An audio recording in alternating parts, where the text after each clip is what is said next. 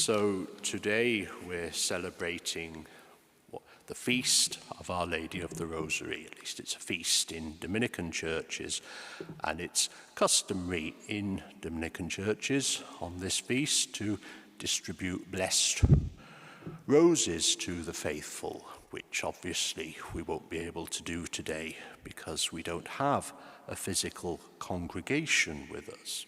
But that's a symbol of our devotion to the Blessed Virgin Mary.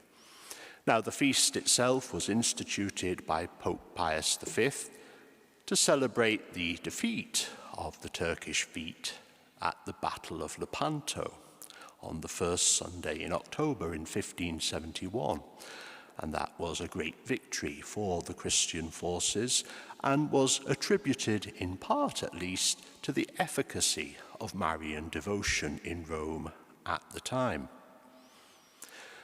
Now, we Dominicans have a long history of encouraging devotion to our Blessed Virgin Mother and of beseeching her intercession.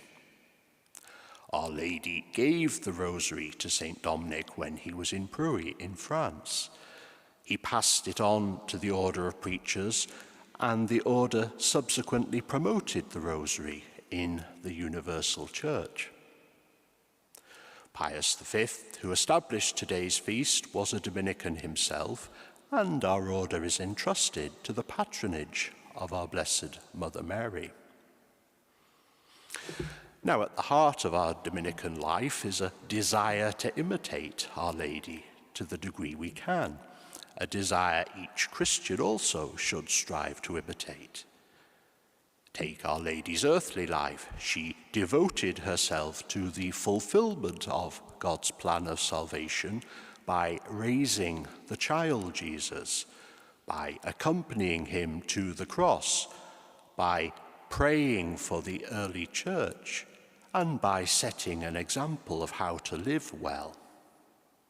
Then, life in heaven, she continues to devote herself to the fulfillment of God's plan of salvation by interceding on our behalf to her Son, by telling us what to do to attain salvation, namely, do what Christ says, and by showing us what the goal is which God calls us to, namely, that our bodies and souls will be united in heaven, enjoying the vision of God forever.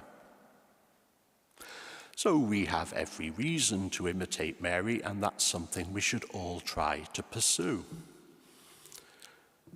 But that imitation of our Mother Mary is not an end in itself. It points towards, indeed it demands, an ever-deepening imitation of Christ.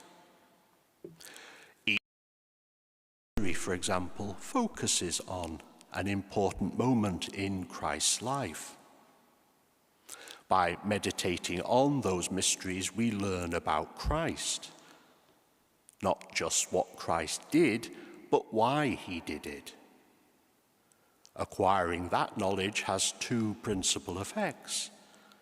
It makes us want to imitate Christ further, and it makes us more receptive to the divine grace we need in order to do so. And by imitating Christ, we're helping both ourselves and other people. Ourselves because we'll be moved towards our own salvation, and other people because they will see us and be inspired by us and want a taste of this themselves. So the Marian devotion we're celebrating today is a very good thing, and there are solid historical, Mariological and Christological reasons for thinking so. Nothing good that we've known is lost through this, and lots of new things that are good will be found. As we move forward in hope, let us thank the Lord for the many blessings and graces we've received, and look forward to many more to come.